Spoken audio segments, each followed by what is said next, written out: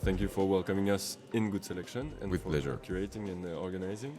I think we're here also to talk about your show and especially to talk about how you decided to make the selection, why you decided to call the show Good Selection, and a lot of little things like this.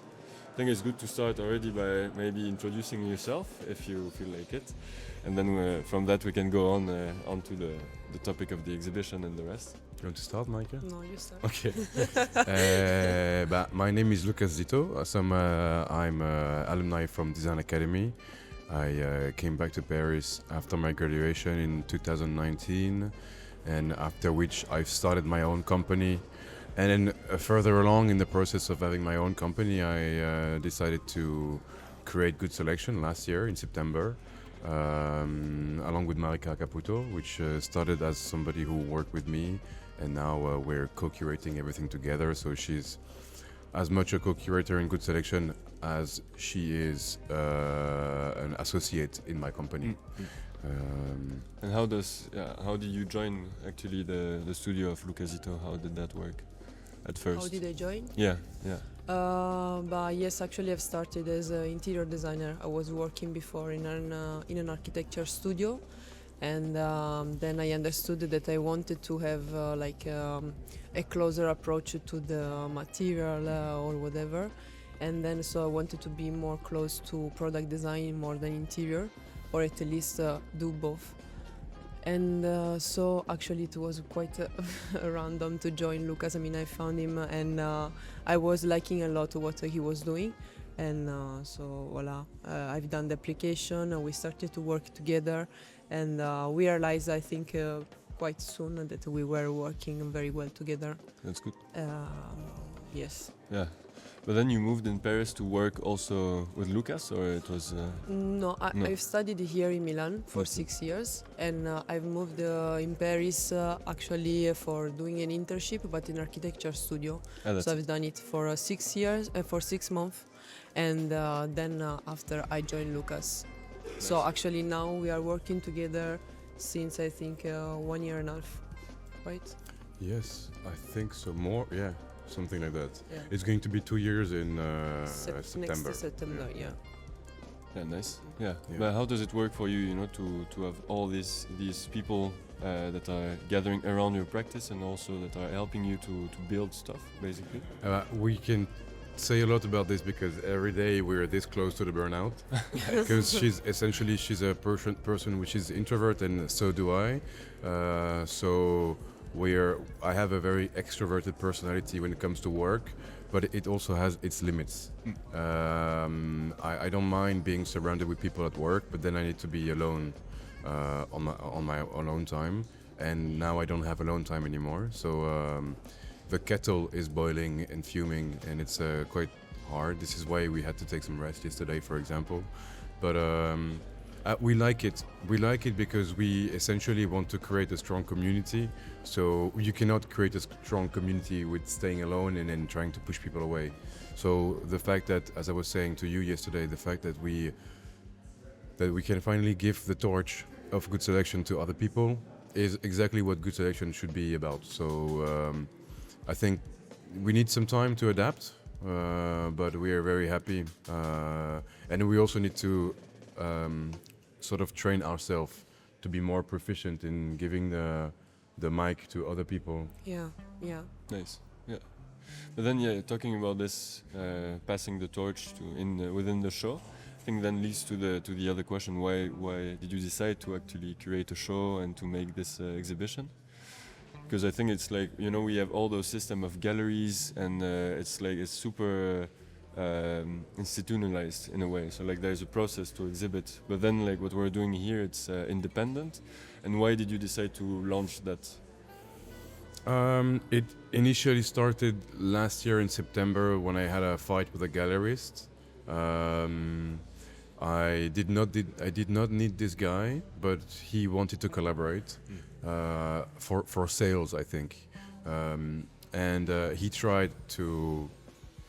He was a bit sketchy, and I did not like that. So he cancelled my show last minute, and I was fuming, and I wanted to do a show next to his gallery, just to have this little revenge, and it was just too expensive. So first you're hurting yourself to dishonest gallerist, and then you want to do your own show and you have to pay 50,000 euro.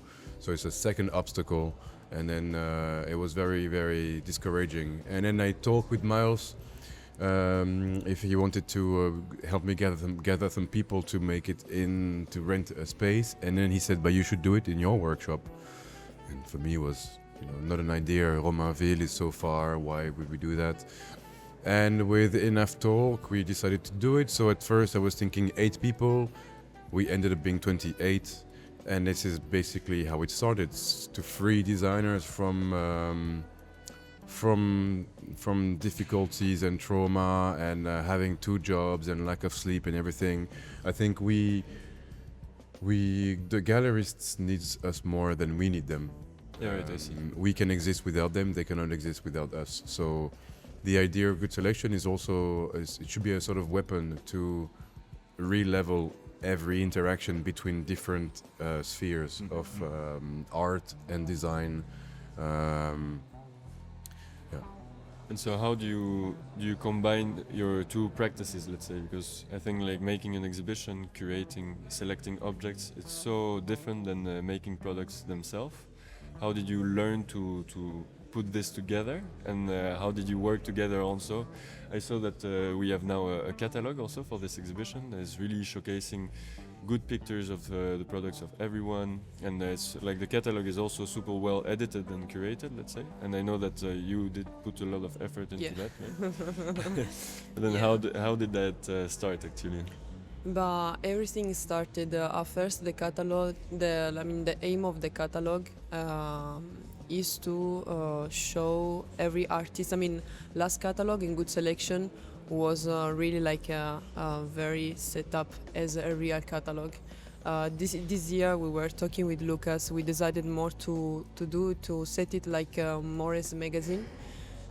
Because we were saying that we don't like actually to put artists as if they are products.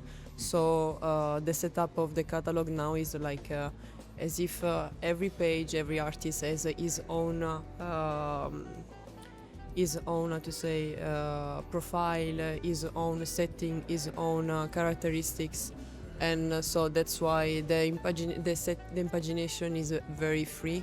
There is no grid, there is nothing. So just to try to enhance everybody. And about the products that we chose, actually we started I think with designers that are around us, and I think that everybody have really a good potential. And then we started actually to see through actually Instagram. That's, I think now it's the platform with which you can easily reach everybody.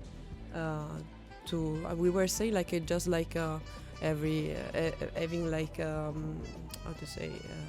talk to each other, saying, yes, I like this, I like that, maybe this could be. We had already a roughly idea of what could be together, but without having a precise I don't know how to say Curation. A curation. Yes. Yeah, it's so there's a funny play of word with good selection, is that people think good selection is a good selection of objects, but it's actually a good selection of designers. Yeah. So we choose a designer and then we think, okay, what can you bring? But you're selected and you're in the process through who you are and where you are at the moment in your career, rather than the finish of your object. It's more important for me to have guys like Roderick Vos in the show, through what Roderick Vos can bring to other people and what he can also take from other people, rather than what the belly cabinet is in the show. This is why next year when you're here, it will maybe not be a metal shelf, but your new product. It's also that's also what we're trying to do in the good selection, is to talk about designers and stop objectifying designers through their objects. I'm also a guy that makes lamps, and I am not a lamp, and it should be the same for everybody. So, yeah, I mean, the first criteria of selection is if we're friends. I mean, it's not like if we're not, you're not gonna come, but it's more like if we're friends and if we can vibe together. And second criteria is what are your struggles and how can they relate to other people's struggles. Yeah, I see that it's a lot about balance, and also like since you launched the project and then you have a lot of you are super prolific. Also, you make a lot of objects. Then I think it can be it's important for you to showcase what you're doing also with this exhibition, right? But then how do you combine that with all the strengths of the different products, and how do you manage to also not say, okay, we would like to push our products a bit more forward than the rest of the products that are at show, and how do you manage to make a real mix and have this kind of unity within the entire selection? There isn't a real answer, I guess, because we were just like firstly choosing what we liked, and I don't know if it's good to say, but it's like that. But in the end, the result is good, so okay, it's okay. And then actually we were just like making a kind of a list, sorting the object to say, okay, we have enough chair, we have enough table, just like that. Then the setup started really in a natural way. We were just like talking to each other and say, this looks nice together. And the aim was also to not put all the products of an artist together, just because we want to show that objects combined with other objects can be also sometimes I think better, more than having all the collection together. And voila. Yeah, also I think good selection, the reason we try not to showcase too many of our projects is because good selection is our project. It's a challenge. It's like essentially it's a big exercise to for us to train ourselves into managing to become more, let's say, open to other fields. If Marika was doing interior before, she would like to do interior again. So the idea is to train ourselves to be able to merge different styles together. And so it's more like good selection for us is more like a creative exercise. At the end of the day, we need to manage in a very limited time to fit this piece with this one, even though they're completely different, which will also help us having an additional venue, like a channel for sales. Because I see also that's what you're mentioning, but then it's we're getting out of the white cube in a sense, and we are really trying to create this living environment around us.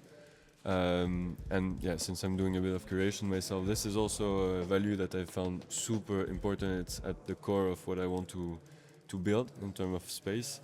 But then also we can see that everything is mixed up, right? And then how do you perceive this creation, and how do you perceive this building of making something together, basically?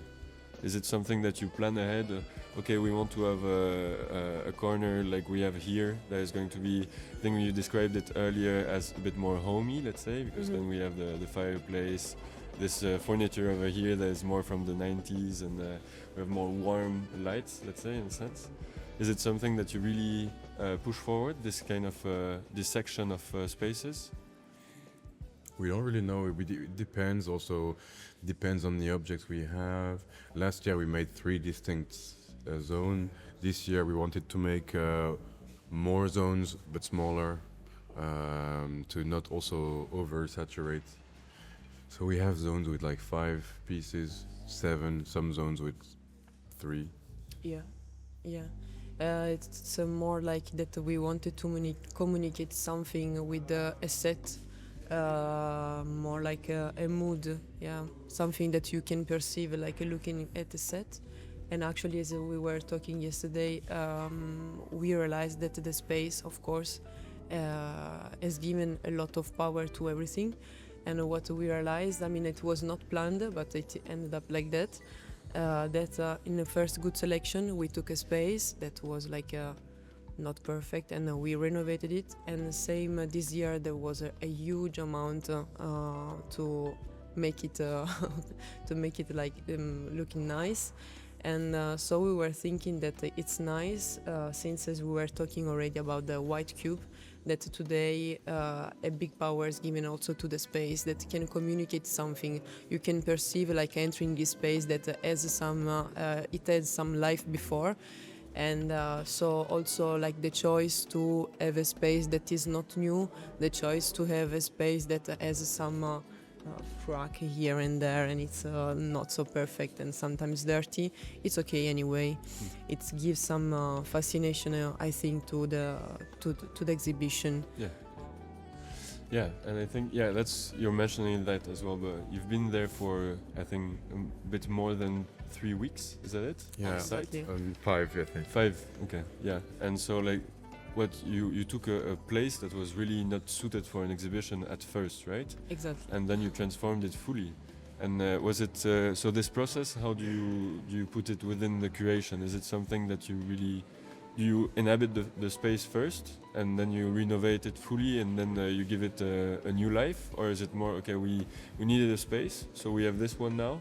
What can we do with it? Is there a difference for you, or? I think more the second, right? Yeah, more the second. But at least, yes, I mean, it's a fil rouge that we found between the last good selection and this one.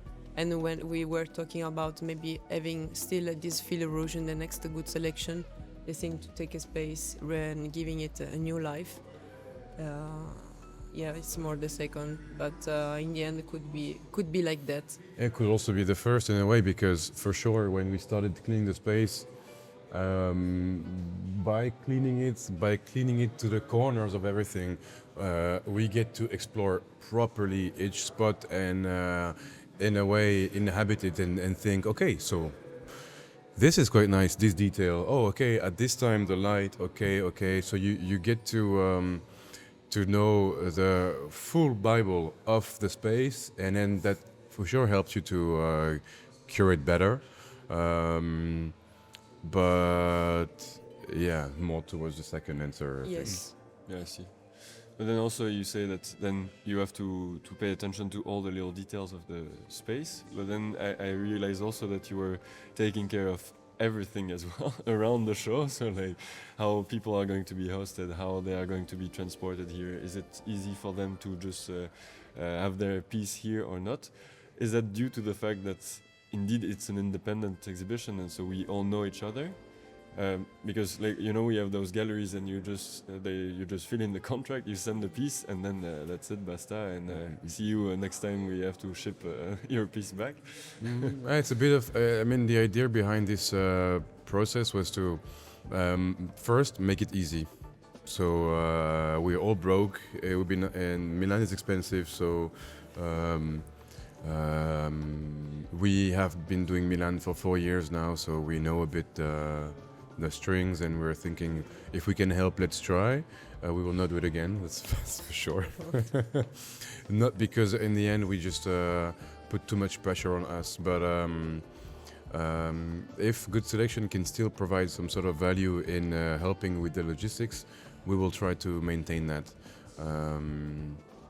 But And what was it important for you that these details of housing and transport were taken care of, and that you knew that it was taken care of? Yeah, because it was important for us that everybody has a good time. Okay. So we try to book, for instance, the flat where you slept the first night. This is very specifically close to Barbasso, because it's also part of the spread of good selection. First, unite the designers so that internally we're strong, and then when we're strong enough to make a league towards the outside, and then everything starts. I mean, it does not start when you're not at work, but it continues when you're not at work, especially in Barbasso, in the evenings, when people are chilling together. Friendship mostly makes the half of the work. So Yeah, it makes the link. Yeah, actually, it's just like as if I mean, we like a lot, for example, that people that work with us are like connecting a lot with the other designer just because they sleep together, and of course, it's just like a big family, and we like it a lot. Also because it's not just like you are an exhibitor, you come here, you speak, you do your work, you drink a beer, and it's like that.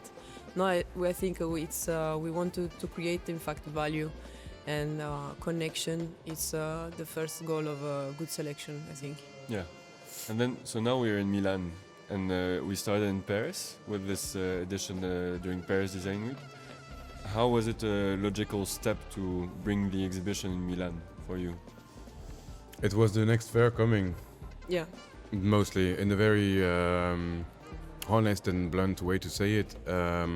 We all have an agenda for the fairs, so it was just the next fair coming, with ahead, of course, enough time to prepare. It was also a good one, a big one, very good to showcase a lot of things, so it felt natural. Yeah. There were not many thoughts into it. We will not do Dutch Design Week, but we'll probably do Paris again in Yes. September. Yeah. And you think there's a big difference between Paris Design Week and Milan Design Week? Do you have a feeling that it's a different ambience as well? Yeah, I I mean, think yes. Let's No, go. No. the quality of visitors, of course, and the difficulty of logistics. It's true, no? Yeah, 100%. Actually, I mean, we have to thanks a lot Ginger, because they allow also us to make this existing. But yes, I mean, Milan anyway, even if it was like we were playing outside home, it was the more comfortable place where good selection, I think, it could happen after Paris. And then now that anyway we are trained, maybe we could think to go abroad again. But it's a work that's it's really tough. Already just not be at home for more than 1 month. And yes, I mean, also Ginger played a key role in everything really. Yeah. Just like you don't have a tool, hello, do you have this? And everything really. And finally, they basically, we had as you may know, we had a problem with the space. We were supposed to be in another space, but the guy was very sketchy, and we had our first breakdown even before we had the space, like in early February. Perfect. Yeah. Good way to start. Yes, exactly. So, and then they really helped locking that space for us, grabbing the owner, making a good relationship with the owner, so that we could then easily maintain the conversation with him. And then Could you explain what is Ginger and what they are doing? Ginger is a very good partner that I have since 3 years now, almost 4. We met 4 years ago at my first Dutch Milan Design Week, and they create machines, large-scale 3D printers. And since my practice revolved around 3D printing, we became instantly very good friends. And then the relationship grew and grew to the point that they're basically, they have one foot in almost every exhibition I do, whether it's from participating or helping producing or, just visiting. Yeah, I see. Yeah, nice. And how is Milan treating you since you were here before and now you're coming back? But it's different, of course. I mean, I perceive it completely in a different way. Struggle is always here, even if a university or work. But of course, it's a completely different thing. I mean, before I was just like a visitor of Milano Design Week. Now that I'm on the other side. Wow. I mean, yes, now I have a lot of friends that write me from university saying, "Oh wow, what are you doing?" And say, "Okay," but not even me. I'm realizing, I think not even us being here working for 1 month in this space, we have still not realized that everything is kind of finished, everything is done. Yeah, it's nice. And also, I was telling to my parents. That anyway they were part of this thing in a kind of way to build and clean and stuff like that. I was saying before you were living my struggle from in the university. Now at least they are real, so it's nice. And it's very yeah. you can see it directly. Yeah, exactly. That's nice. Yeah, and by organizing an exhibition, a show, do you change perspective on other exhibitions? Do you have a different look at the spaces? Well, personally, me, yes, a little bit. Like that now, I used to be mad at curators because I was thinking you could do more, and now I'm realizing that sometimes they can't do more because of us, the designers. The hardest part in curating was communication with designers, retrieving the material, having everybody to respect the deadlines, having everybody to just open their emails. And so I do understand why curators sometimes behave the way they behave. I do think it's not a good reason, you know, if you're a parent and you have kids, you can't blame your young kid to be a young kid, because he's a young kid. Definitely. And that's the way it is. So everybody gets some gain from such an initiative. So it's just part of the game. But yeah, it was hard.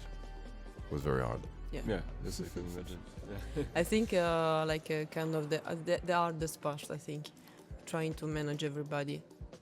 Yeah, because then when you have the pieces on site and everything, it's a bit more easy to compose, let's say. But then, first part, the hard part is to get the pieces on site, and then the second hard part is to get the pieces to stay where they should be, or where we decide them to be, or also to manage sort of the desires and egos of everybody. Because of course the difference in good selection is that you have to agree that if you're making a table, your table will have some stuff on top, and if you're making a shelf, or that your lamp is going to be placed not on its own but on somebody else's project. So I think there is always a lot of adaptation to have from all sides. Us designers, visitors, everybody need to sort of get into the mood that it's not a regular exhibition.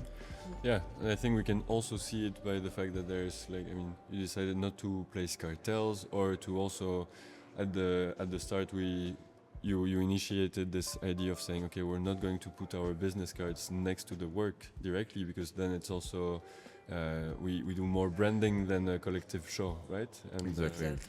So this is also, I think, super important to grasp when you enter here, that it's more than just a showroom, basically, as well, I think. And we see, I think, what I also appreciate about your way of perceiving the space is that you don't just focus on a certain kind of object, a certain kind of products, and then we can even see here we have a painting. Maybe you want to tell a bit about this work as well, because I guess it's a good friend of yours that is doing the art. Exactly. But then it's we do products that are not only functional, and I think this is, especially in this show, we realize that we try to embody our perception within the object we do, and they are communicative by themselves. And that's why we have the catalog that is replacing also the cartels, I feel, right? Sorry, go ahead. No, just like I wanted to say that our aim is just that to make the relationship between the visitor and objects closer. I mean, we wanted to really to make people understand that they are not in the museum. They can sit on people products, on people chair. They can sit on the couch or whatever. They can touch. Normally, we can say that this doesn't happen in other exhibition. In the other good selection, we were having a kind of a living room where people really were sitting there, having a talk and stuff like that. That's our aim, really to make people realize that this object can be part of their real life. Yeah. That's it.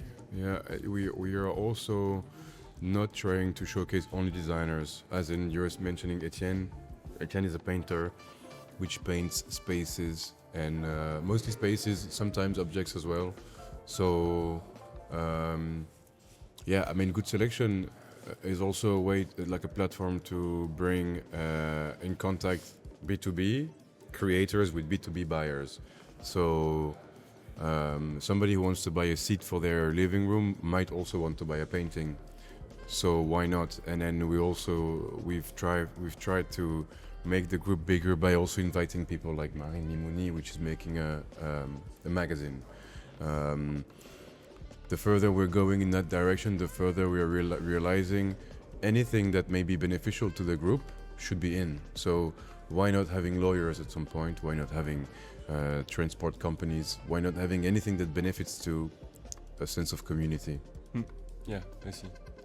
Yeah, I mean, yeah, it's a big organization, I guess, but then I think it's feasible. I mean, when we look at bigger organizations that are surrounding us also in design, they need to start somewhere, I feel, and the first step is to bring the first milestone, right? And then from that you grow, right? Exactly. And then you see that you have people that are better with logistic organizing transport, and then you have this guy that can help you to just figure out the loan agreements or this kind of things, I guess. Yeah. And so also talking about communication, I guess, there's also the communication to the public. That is also a very crucial topic, I guess. And so I think it's been 5 to 10 years that the communication is really going through internet and the social media, and especially Instagram. And I was wondering if you decided also to use other kind of platforms, because I see we have posters that are placed in the cafe next door, which is also charming. But then, what do you think is the most impactful in the way we present our work online? I think both, and mostly we had like a problem of communication with us Instagram that didn't allow us to sponsorize the post, and actually this in a kind of way forced us, even if it was already planned, but it forced us to go back in the past and do it as people originally were doing, so with paper. And we try to spread around poster everywhere in the station, and even if people were taking off everything, in the day after we were going again to put poster there. And yes, then it was like I think different things, like by words or people seeing poster in the station or some stories on Instagram. But we can say at least that maybe Instagram this time it was not maybe the key role, unlikely or not. Yeah, also it allowed us to realize that there are a lot of things that can work perfectly without new methods. We've had very good organic growth without doing any paid ads or whatever. Everybody put their brick to the building, and then it's holding very strong, very good. Everybody takes their role seriously, so I think it's really good. Yeah, nice. I saw also that Jeppe was in the line of another exhibition spreading stickers. Yes. Yeah. Come here. That's also nice. And I think that's the way to go, right? Yeah.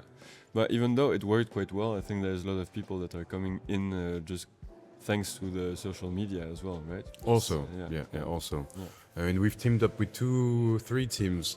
I mean, 3 different entities of PR. One international and French mostly, one Dutch and international mostly, and then one which is very good to coordinate all 2.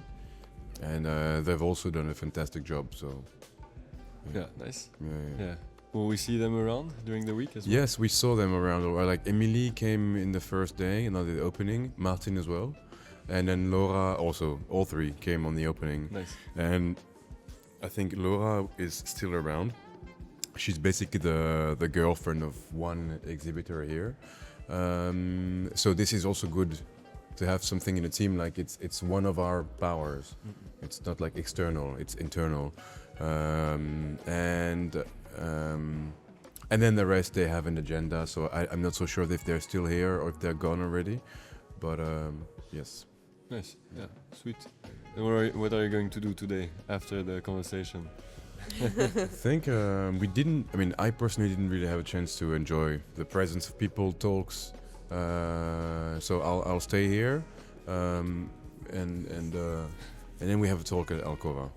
Ah, yeah, right. Yes, at 3, with you. right? Yeah. That's perfect. Yeah, well, I think that's a bit it, right?